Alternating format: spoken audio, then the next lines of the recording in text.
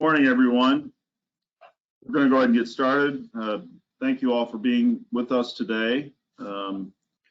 Today's topic, as you know, is CARES 2 and the employee retention credit. We'll be focusing mainly on the employee retention credit and changes to the PPP loan program, both Draw 1 and Draw 2. Before we get started, first of all, I want to welcome Jim Brandenburg and Glenn Birnbaum. They're going to share the presentation today. Just to point out, Glenn Birnbaum was not originally a part of the invitation, but he's been able to rearrange his schedule and be with us today, so we're happy to have him as well. In terms of questions, please submit your questions in the control panel. If a question is not addressed by the end of the presentation, we will send follow-up answers after the presentation. As you'll note in the handout section of the webinar control panel, you'll find the actual PDF of the presentation, as well as our flow chart that we've developed. That kind of takes you, it's kind of a decision tree that takes you through the decision on the employee retention credit. This is CPE eligible, so there will be polling questions throughout. Please look for those, answer those, so that if you do want CPE, you can get CPE at the end, okay? At the conclusion of our webinar, a short survey will launch, and people will need to complete the evaluation to get CPE as well, okay? So certificates will be mailed after the program has been finished. So we'll go ahead and get started. So I'd like to welcome Jim Brandenburg, who's in our Milwaukee office, and Glenn Birnbaum, who is in our Peoria office. And I think we're going to start off right away with our first poll question.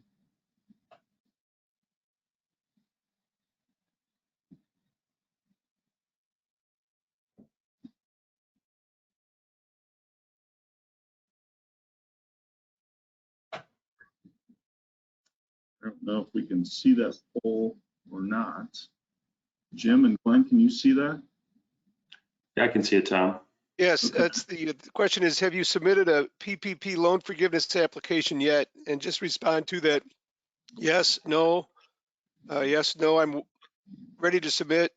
No, my bank is not accepting applications, or not applicable. Okay. Thank you. We'll give it about 10 more seconds, and then Jim will go over the results.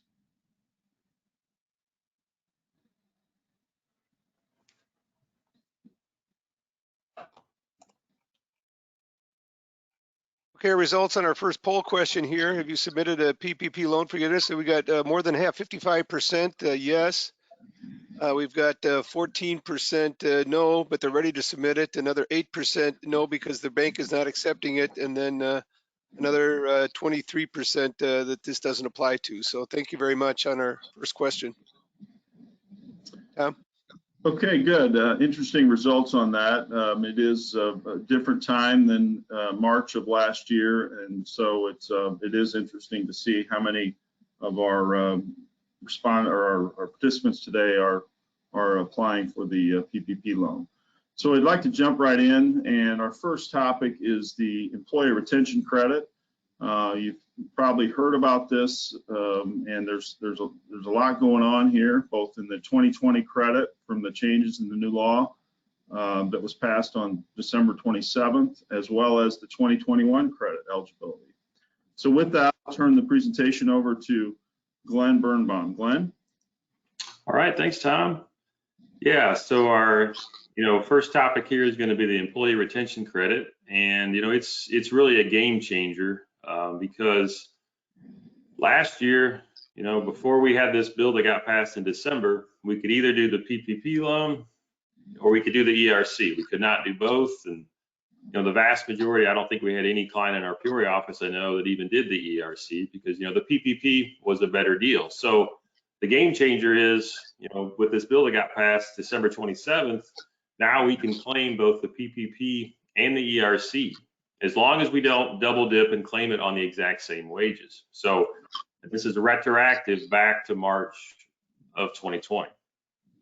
So it's really a big deal because it's changed a lot of the rules. And so one of the implications here, and our question, just kind of addressed this, is, how many people have already submitted their PPP loan application? Looks like quite a number of people. But if you haven't yet, you probably should not until you make sure you know whether you're eligible for the ERC in 2020. Because what we want to do now is we want to preserve any sort of wages in case we can use them for ERC. So we want to make sure on the PPP application that we claim our rent, that we claim our utilities, that we claim our interest, to again preserve these wages for a possible ERC claim for 2020.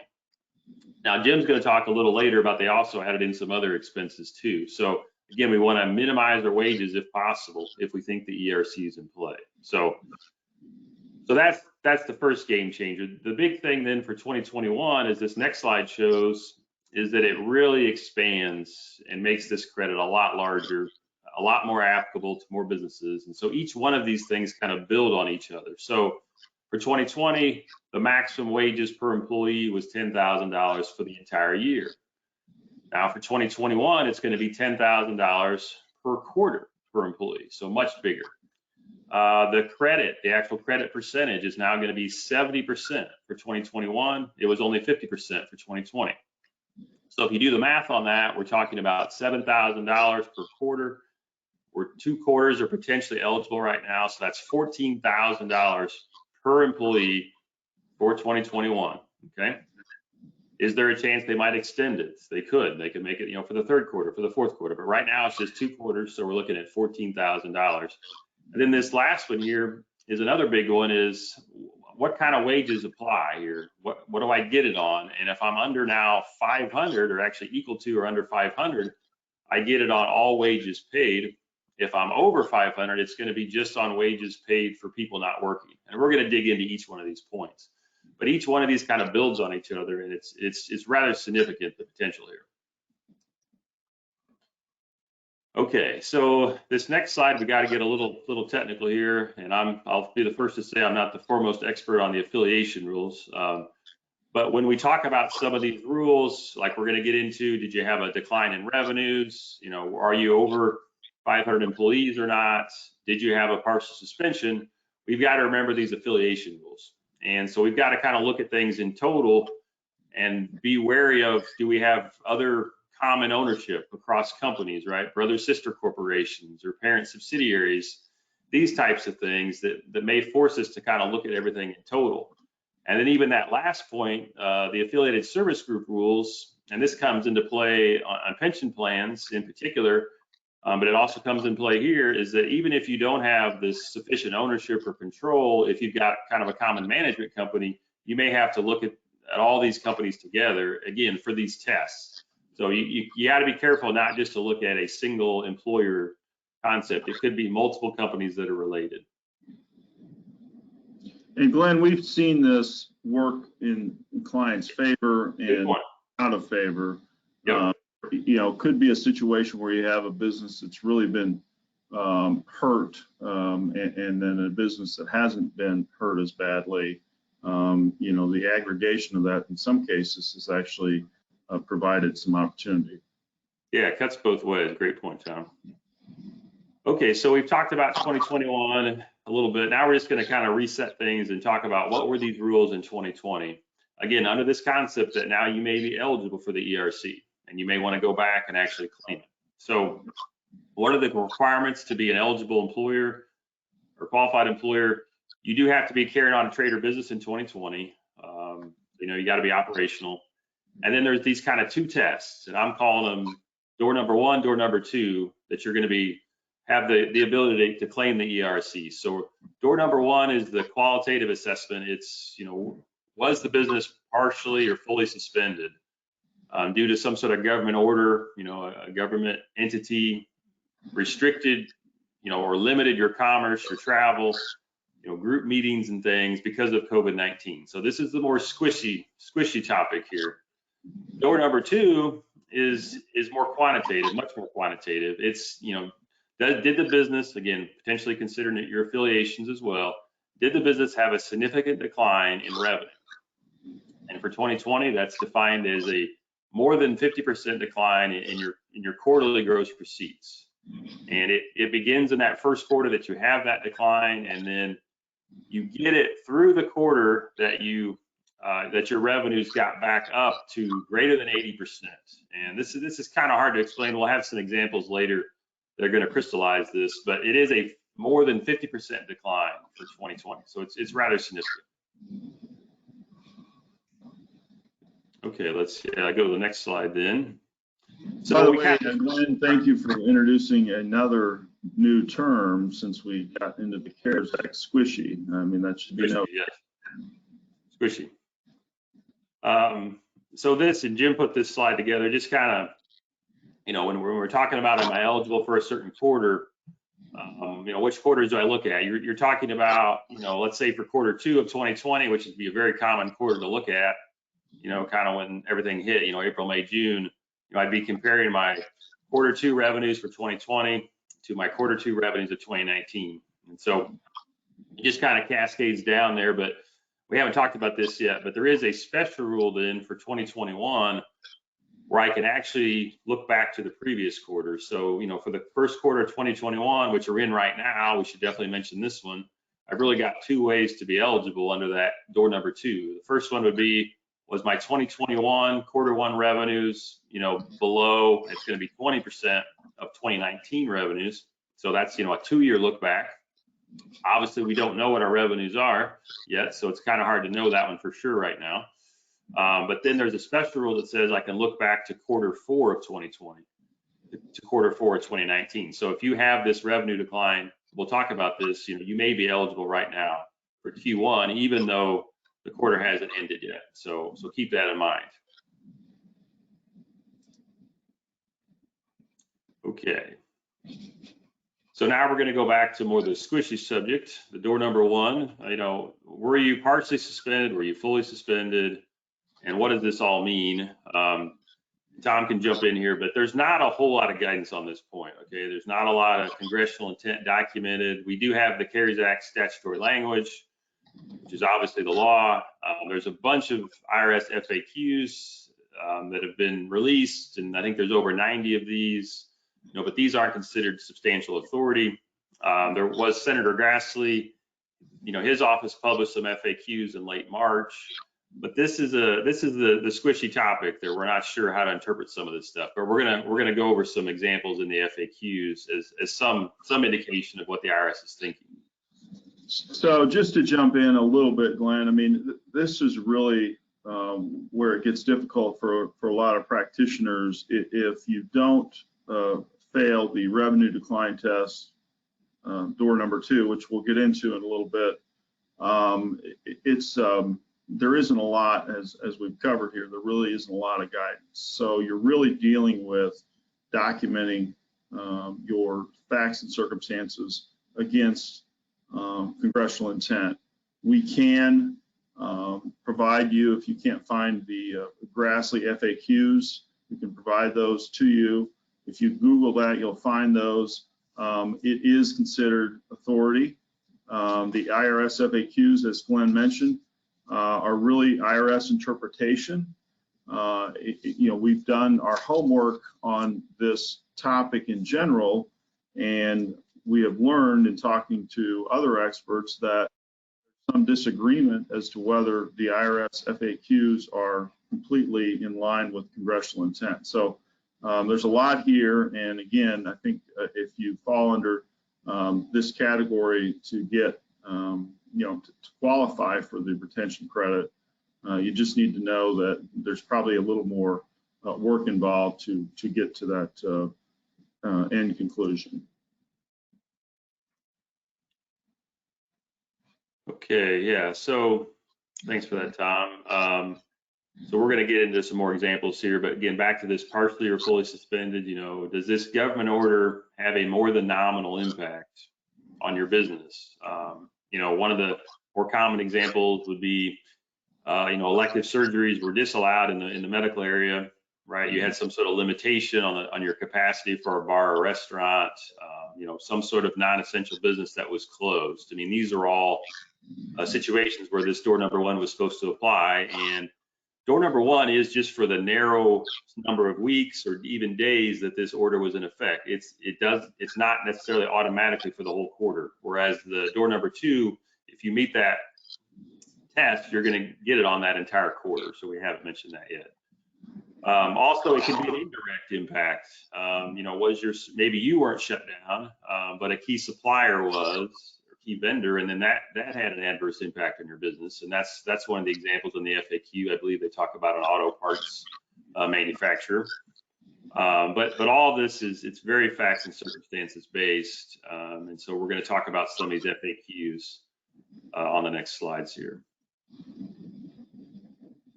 So the first one, this is FAQ 30.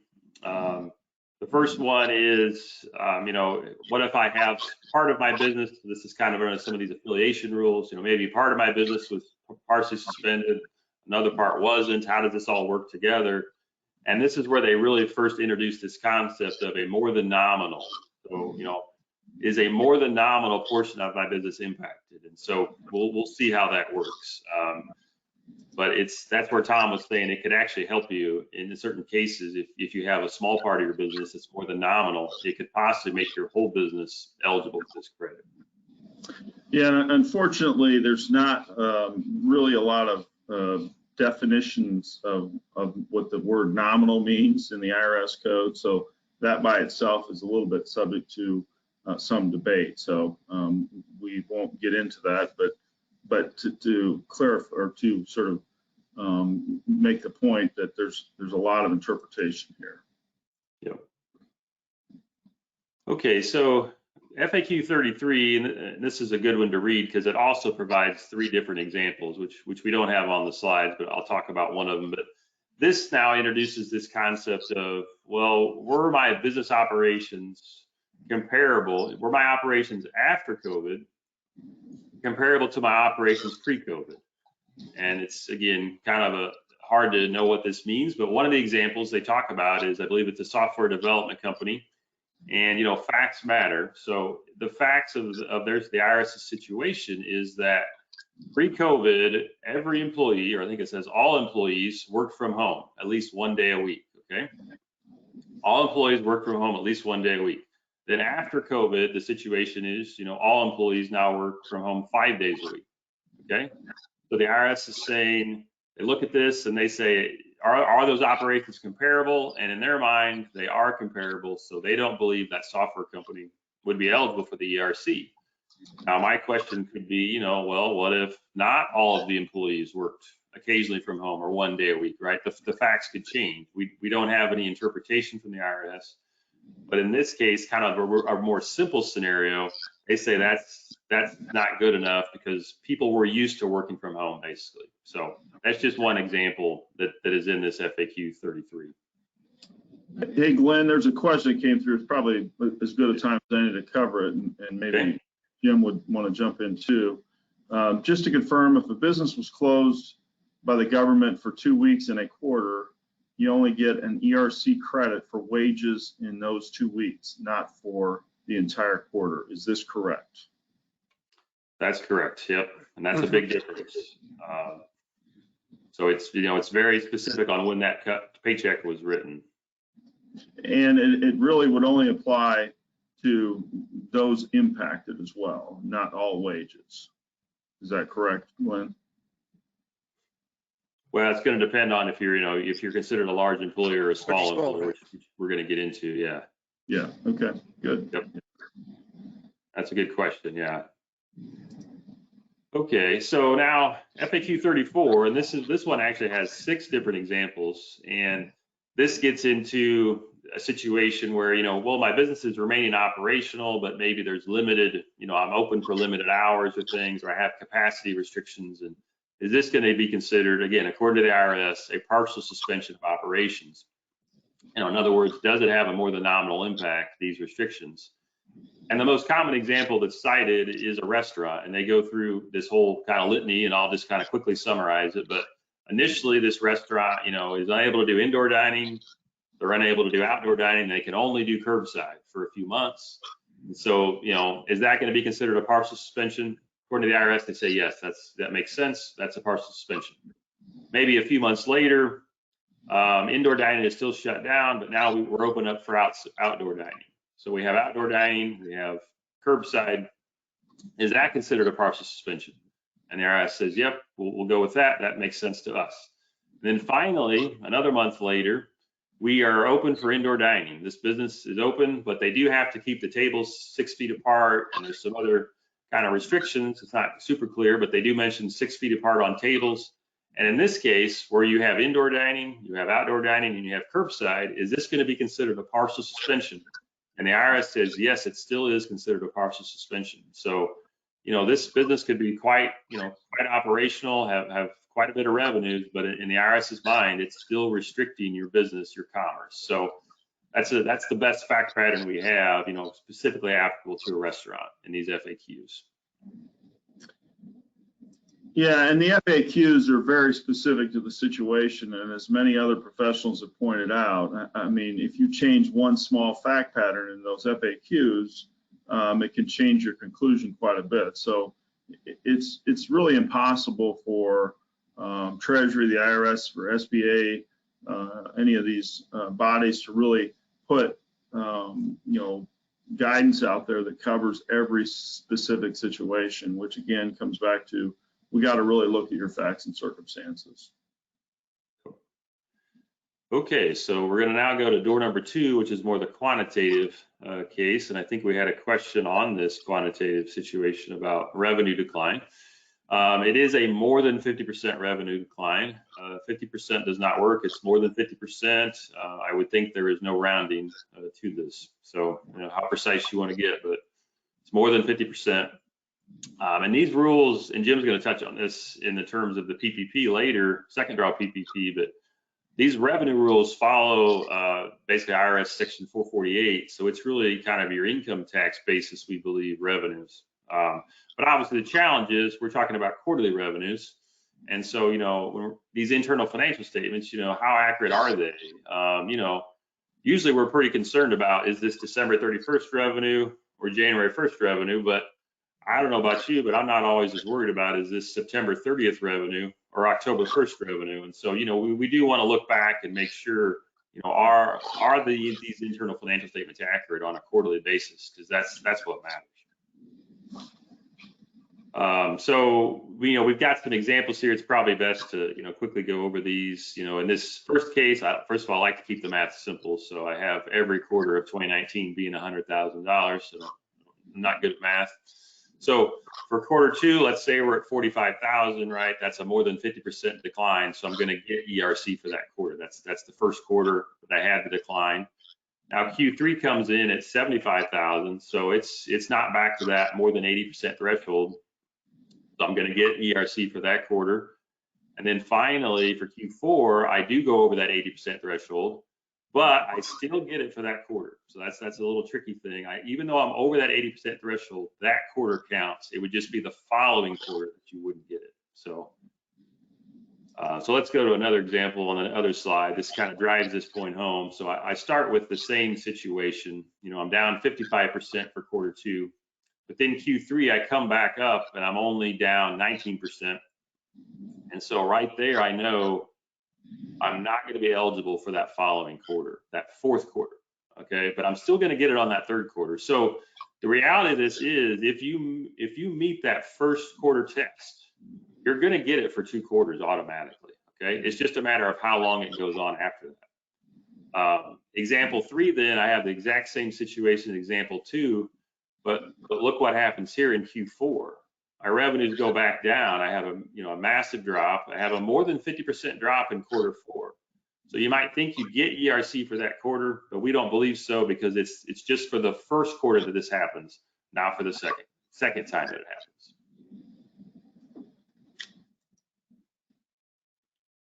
Okay, I think we had another question on this point as well, as far as the employer size, and this, you know, really gets into kind of the qualified wages. So if we know we're eligible now, what wages are going to count? right? Is it all my employees? Is it just some of the employees? And so we're going to talk about this. So for 2020, it's 100 employees or less, okay?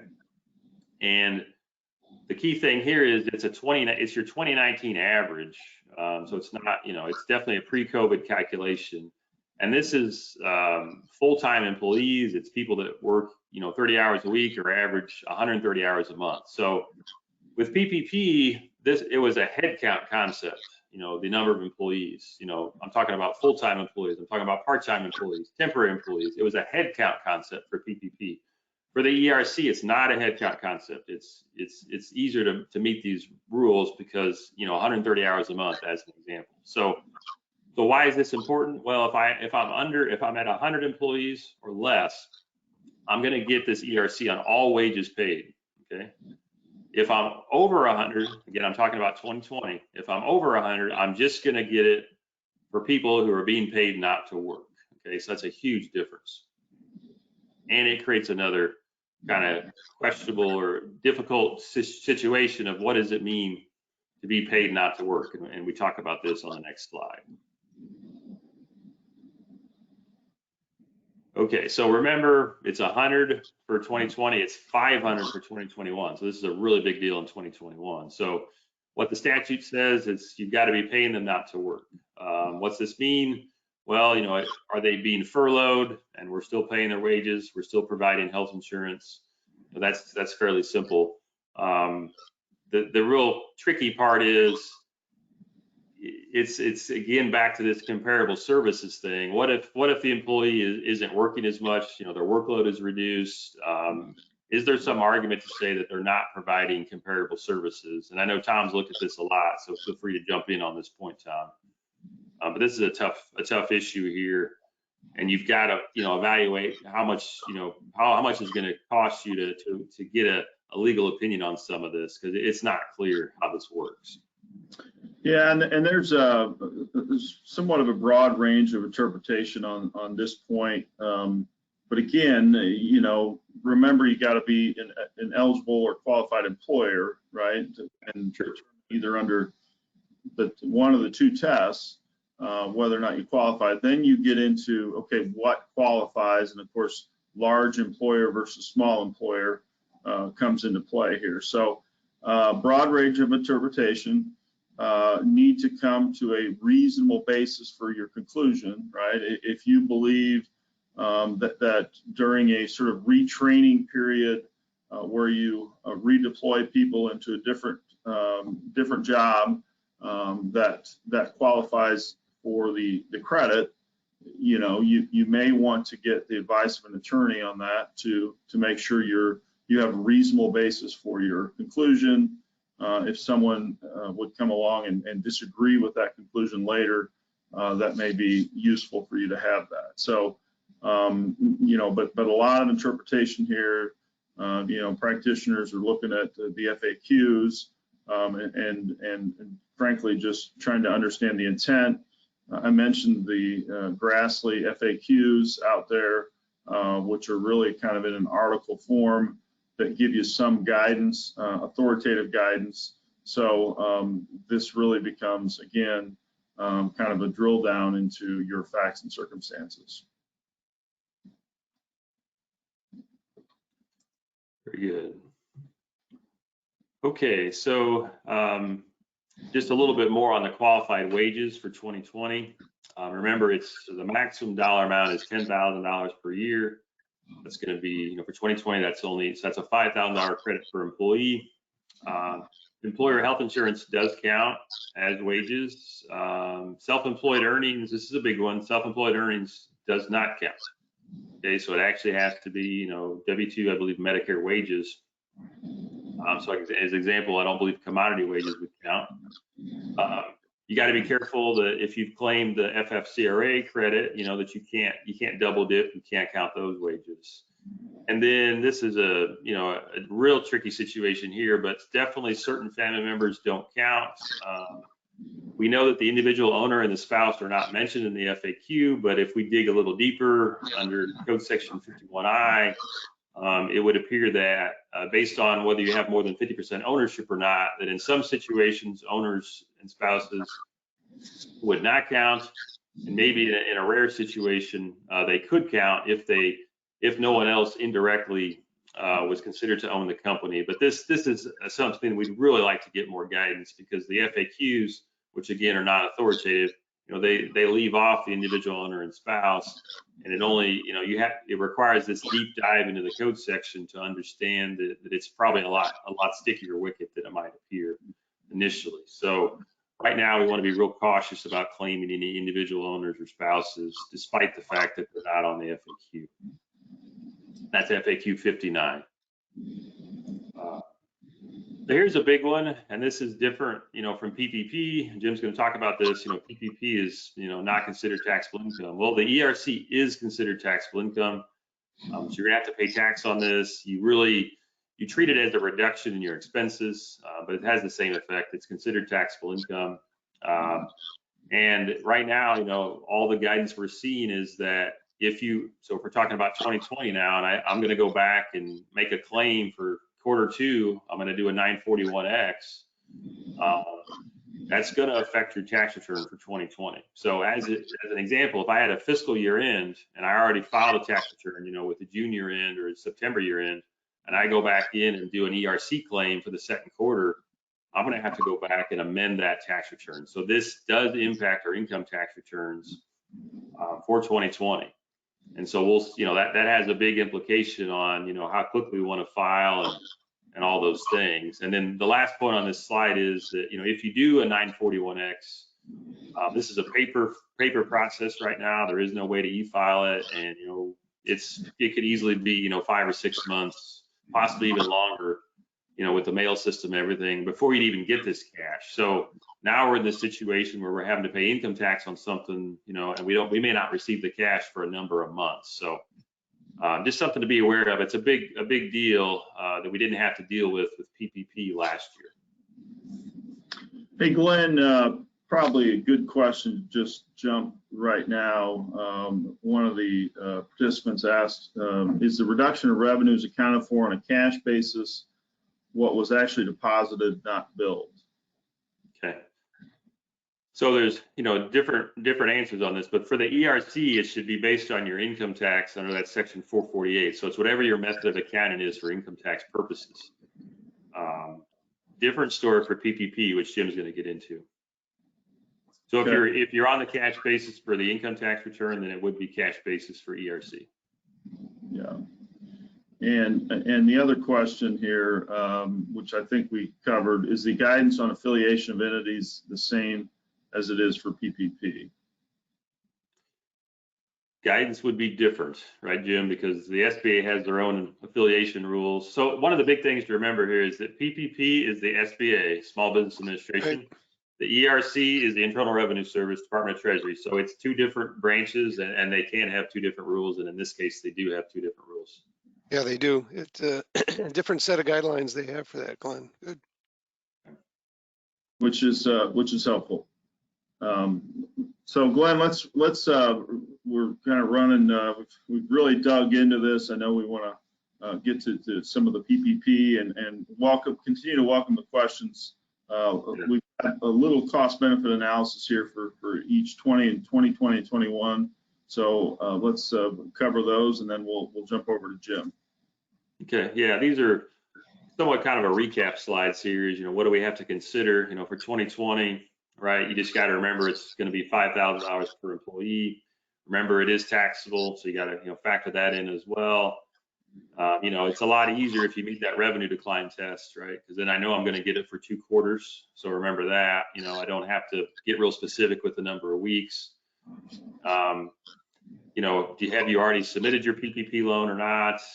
Remember, try to preserve those wages if possible, and then be careful. We haven't mentioned this yet, but if you're claiming other credits like the work opportunity credit or the R&D credit, you can't double dip on those. So a lot of things to consider when we're looking at this. So this one is more, hey, if my business was impacted, you've got to quantify this because of this government order, and it's a lot more involved, right? So you just got to make sure it's worth it. Is it worth the time and effort? And again, you're going to have to pay income tax on it as well. If you're over 100 employees, if you're a bigger employer, you know, then it really becomes difficult, because you've got this comparable services argument, and am I paying this employee not to work, and some of the retraining things that Tom mentioned. So it becomes a lot tougher on this one. Yeah, and being an essential versus non-essential business obviously plays into this. If you're essential and you can stay open, obviously maybe the hurdle's a little bit higher than if you're non-essential. Yep. And this one, I think we've touched on this, but it's a big deal. You only need a more than 20% decline then for 2021 ERC. So it's, you know, Jim's going to talk about this 25% decline for PPP2, but for ERC, it just needs to be greater than 20%. So a lot more potential, and that's going back to your base reference period is going to be 2019 quarter. So it's possible you could be down that much. Okay, so this one is just 2021. We just kind of changed some of the numbers, right? For 2021, it's $7,000 per quarter for the employee. Do remember we have that look back rule where you can look back to the fourth quarter of 2020 as compared to the fourth quarter of 2019. Same thing about the work opportunity credit and, you know, the government order shutdown thing. So it's just a lot bigger dollars for 2021. And yeah, this is, I think, our last slide on the ERC. You know, we do have some articles out there. We have the flow chart out there that hopefully will help guide you through some of this decision tree process. And we provide a link to the IRS FAQs, but those, keep in mind, those have not been updated for this most recent bill. So we'll wait until those are updated. Okay, I think we've got another poll question here, and I cannot see that question. Jim, would you? I'll go ahead with that, Tom. Thank you. Thanks, Glenn, very much too. Our next polling question here is, if you received a PPP loan in 2020, have you applied for another PPP loan, the second draw that we'll talk about, in 2021? And the options are, yes, I have already applied. Yes, I plan to apply. Next, maybe I'm still considering. Next, no, I will not apply. And the last one, I did not receive a PP loan in 2020 or not applicable. So just take a few moments now to go through and then select one of the answers here for this polling question.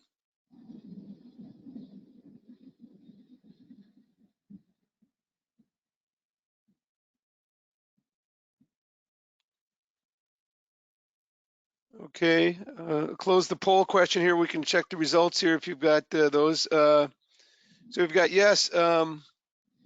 For those interesting, we've got almost a third here, 32% have already applied for the PPP second draw loan. Another 9% plan to apply. Another 15% maybe still considering it. No is 26%. And I did not receive a loan or not applicable, 18%. So good cross section here that we've got for this second polling question. Thank you very much. Thanks, Jim. And we'll jump right in. And thanks, Glenn, for the retention credit drill down. And please keep submitting questions. Some great questions come through. And we'll turn it over to Jim to talk about PPP. Good. Thanks, Tom. One thing just to note with this again is we're looking ahead to, looking at the ERC with it. And also the new PPP loan. One of the big things that came about in this legislation at the end of the year, I think we've called it CARES 2 with it, is one of the things that really was it was left over from the CARES 1 was how these expenses for a PPP loan should be treated. Again, as you may recall, if you have a PPP loan, you can apply for forgiveness and get that loan forgiven. That's not treated under the CARES as taxable income. However, the expenses, the IRS determined, after CARES was passed, that those expenses would not be deductible because it was related to exempt income.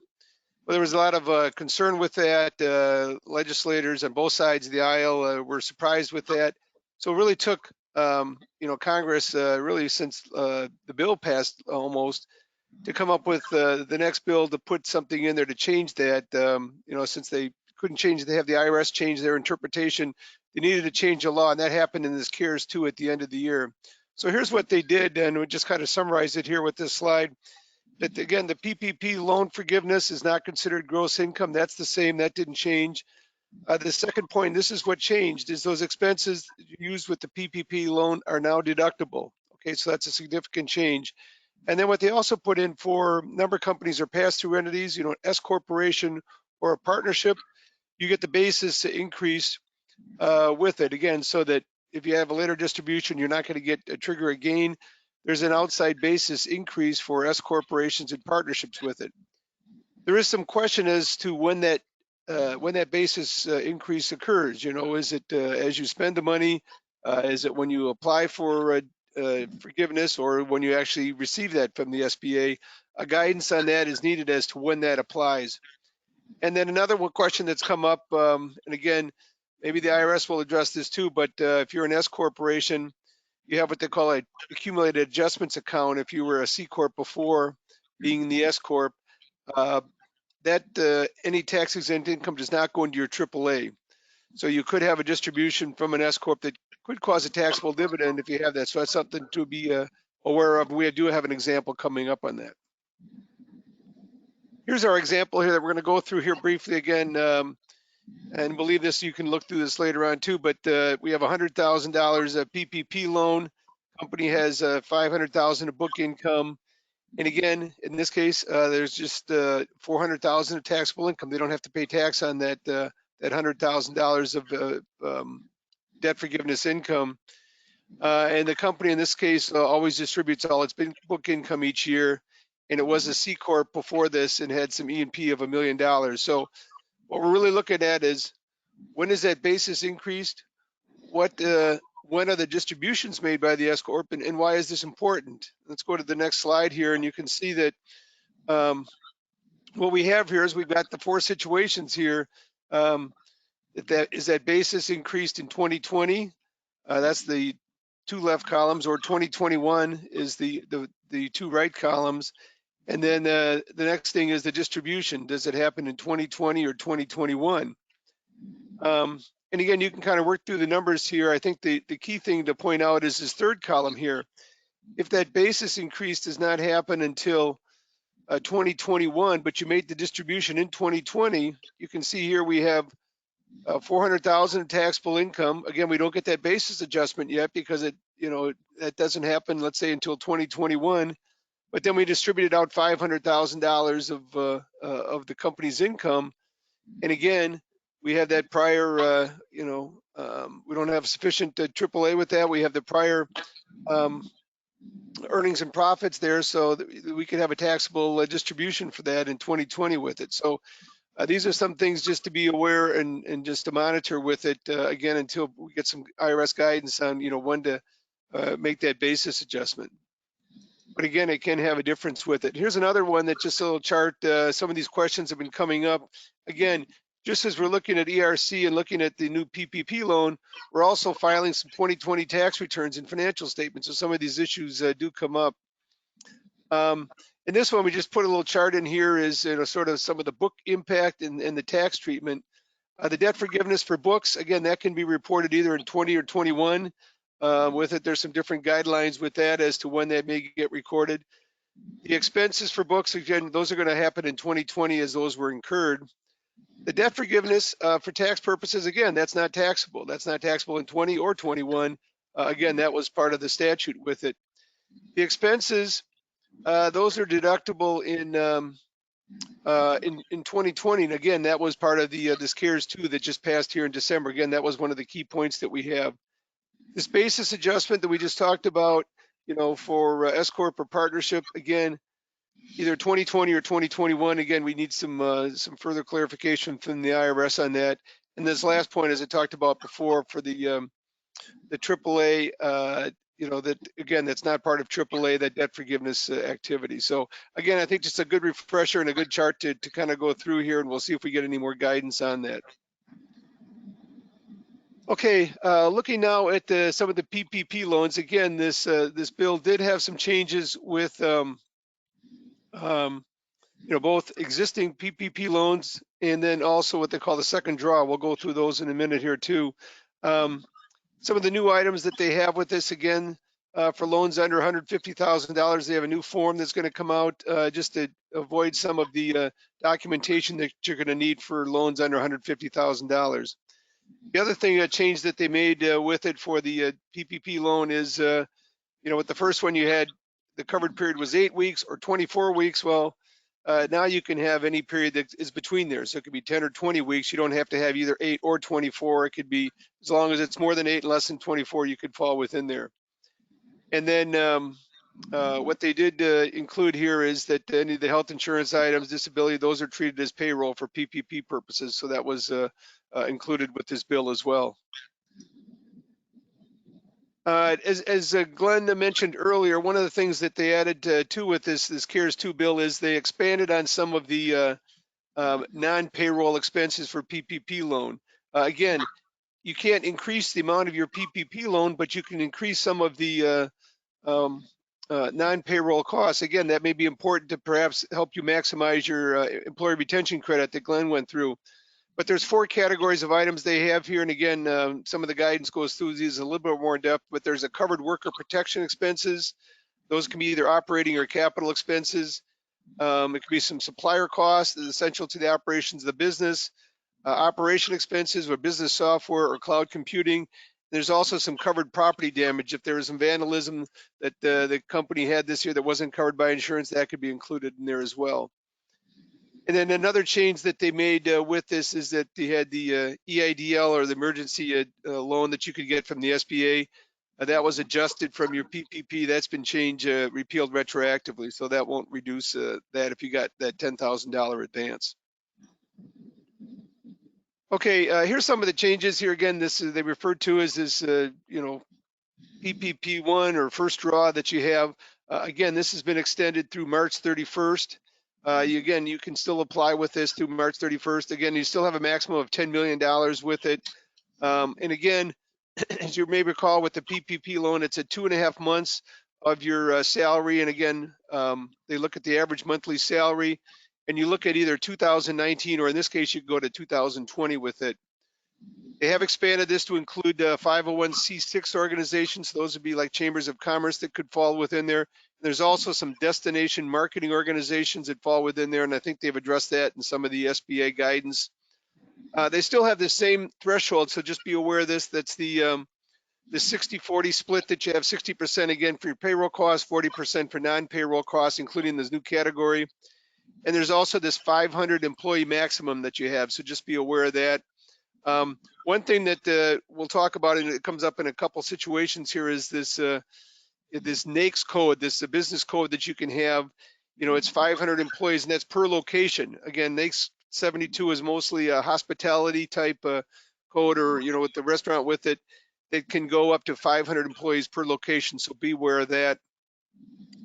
Glenn has pointed this out before too. The SBA has, again, different rules than the IRS does with it, and they've got these SBA, what they call these size standards that are available. And when you go through those NAICS codes, based on what your code is, and if you're certain manufacturers, you could potentially get more than 500 employees. You could go up to maybe 750 or up to 1,500 with it. So that's something just to be aware of with this first draw PPP loan. And again, what you're able to look at, with some of the borrowers, if you once you go through and you found out that you took a loan, but you potentially could have got more with that, you can go and apply for that. Or if you took a loan and you returned it, but now you're still eligible, you can go back through. So they do have a SBA does have a what they call our interim final rule. That's sort of the guidance that the SBA issues, and it goes through when you can go back through there and actually resubmit and get your loans with it. So just something to be aware of for borrowers. Okay, here's one that's come up that we haven't seen much attention with or haven't any guidance with it, but something to be aware of with it. This CARES 2 bill, or the CAA, that passed again in December, says that within 45 days, after the legislation was signed into law, which actually would be this week, that the SBA would provide policies and procedures for conducting forgiveness reviews and audits on loans. And they'd also look at some of the metrics they'll use to determine which loans will be audited. We haven't seen that out yet. Again, specifically which PPP loans or other programs that were part of CARES that will be subject to this, but something to be aware of as to what level of audit that they're going to have with that. So something to be aware of on that. Okay, the next thing just to go through that we wanted to talk about with it is the what they call the PPP, the second draw loans. And again, what they did is that some companies have already got the PPP first loan, but yet are still struggling. And Congress wanted to make a situation or position available so that they could actually go out and even get a second PPP loan. And there's four main requirements for that. We just want to run through those here with it. The first is we're dropped down. So again, this is even smaller employers. It's a 300 employee threshold, not 500 that they're going to have. And the other thing is, again, this NAICS code 72 that we talked about, again, that's 300 employees per location with it. They did expand this to certain news organizations fall within it. A couple things that they have excluded is it does not include publicly traded companies nor a shuttered venue operator, which again would be some of the nonprofit theaters that are out there that they've got a separate provision within this CARES too that provides some relief for them, and that's something that's sort of perhaps for another webinar to go through some of this shuttered venue operator, some of those rules, but that's not part of this second draw. Let's go to the next slide here with it, Tom. The second requirement then is this, as Glenn alluded to, is this decline in revenue. We need a 25% more or greater than 25% decline in any quarter in 2020 compared to 2019 of gross receipts to be eligible for it. Again, any affiliates, and again, we're using the PPP under the SBA guidelines as to determining this determination. Our third requirement is that we received our first draw loan. Again, the only way you're going to get a second draw PPP is if you received your first draw PPP loan, and then that you have used or will use by the time you're going to get this second draw, you've used all your first draw PPP loans. So again, they're going to give you a second loan if you've gone and spent all the first loan that you have. So just be aware of that. Okay, the revenue, as Glenn mentioned this before, again, they're going to look at the SBA guidance and the interim final rule. Again, this came out in January. Their definition for gross receipts, again, that may differ from what you have for tax purposes. Again, they look at all revenue from whatever source or accrued, and they look at in accordance with whatever the entity, whatever their accounting method is. Again, so if you have a different accounting method, cash or accrual, you would follow that with it. They also indicate some items that aren't included in there, which would be, sales taxes, anything that's related to the revenue that you're collecting. Also, any related party transactions are not included within there. So they do have some examples in this interim final rule that we mentioned here to go through how you measure this gross receipts for this PPP second draw. Hey, Jim, there's a question. Yes. Quick. If a business wants to submit for PPP 1 now, what application form would they use?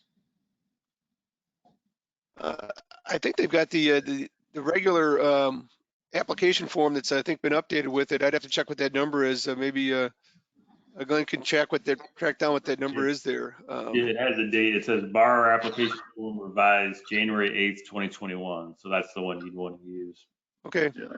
Yeah. And I know there's a separate application form for this the second draw. So make sure if you're applying, make sure you get the right form with it. Yep. Again, the AICPA is Glenn had mentioned, and Tom, that they do have some guidelines, and as to when you're looking at this decline in revenue, what to use with it. Again, I think it's going to be the method that you're using for the company. Doesn't necessarily need to be audited, but I think the one thing is you need to be consistent with it. So whatever method that you had been using in 2019, again, you're going to want to use for 2020. It could be your annual accounting filings that could assist with that as well. Yeah. Here's some of just the guidelines with it, just to be aware of as you look at this the second draw loan. Again, instead of $10 million, it's $2 million cap that you have with it. Again, you've already got one loan now. This is the second one that you're going to get. Again, it still is 2.5 months of average monthly salary. And again, they look at 2019 or 2020 for looking at your average monthly payroll. Again, this NAICS 72 code we talked about, again, they get a little more of a benefit. They can get 3.5 months of average monthly payroll for it. Again, still a $2 million cap, but they can get 3.5 months. The payroll is determined similar to the original PPP loan with it. One thing is that if you did get your initial loan and you're using the same payroll data, let's say for 2019, and you're getting your loan through the same lender, you don't need to resubmit that payroll documentation. So it's kind of a step that you could save in that process if you're going through the second draw. Hey, Jim, I think we're going to go ahead and do the last polling question here. Sure. And so I'm going to pause here and let that pop up. So go Okay. ahead and read that. I'll read that question here for you. Next polling question. Are you planning to take the employee retention credit in Q1 and Q2 of 2021? So if you have yes, no, maybe, and then not applicable. So if you could just please respond to this polling question now. Thank you. Okay, we'll give you about 5 more seconds here and publish the results. So please try to respond to that.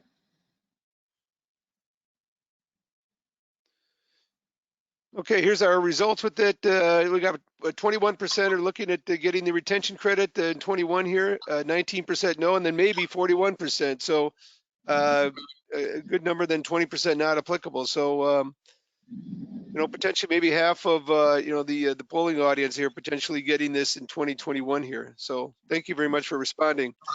I know we just have a few minutes here with it. Again, as you're going through this application for it for the second draw, again, you're going to have to satisfy that 25% reduction in gross receipts. So be aware of that when you're doing your application with it. They are going to look at that at the front end with your application with it. They're also going to make sure that you had your first PPP loan and that you used all the funds with that. Again, just be aware that one of the things with the PPP, the first loan and also the second one, this economic uncertainty standard is one of the things that you're attesting to with that loan, that it makes it necessary to support the ongoing operations of the business. That's something that is still applicable with the second draw and that you need to be aware of when you're applying for that. So there is going to be a little bit more, some scrutiny, some background checks that the lenders and the SBA are going to do with these second draw loans. So be aware of that. And then the loan forgiveness application, once you've spent the money and documented it, again, is a similar process that you're going to go through with that. We already did the poll questions. Poll question. And then, we've got just a minute here. I just thought I'd give, here we're just going through this CARES 2 again that just passed at the end of the year. And again, there's this CARES 3 that's already in the works in Congress, as many of you may have heard. Again, another large package, and this one approaching $2 trillion. Some of the details on that just came out this week. Some of the committees are having markup hearings on it. Again, a lot of similarities with the CARES 1 and CARES 2, but also some new items as well. Again, looking at benefits for businesses, individuals, schools, healthcare providers. There'll be probably another round of rebate checks, higher child credit, the extended unemployment benefits, some PPP changes. One thing I just wanted to mention here in the last moments here we have is there will be some additional relief is proposed in here for restaurants. They have a new thing. Instead of PPP, we're going to have RRG, Restaurant Revitalization Grants.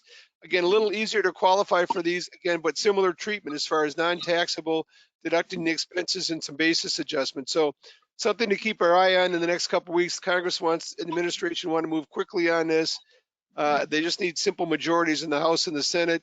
Again, it's unsure the timetable and what may be in the final bill, but something that they're looking at over the next couple of weeks to be watching for. So we'll keep you posted on that.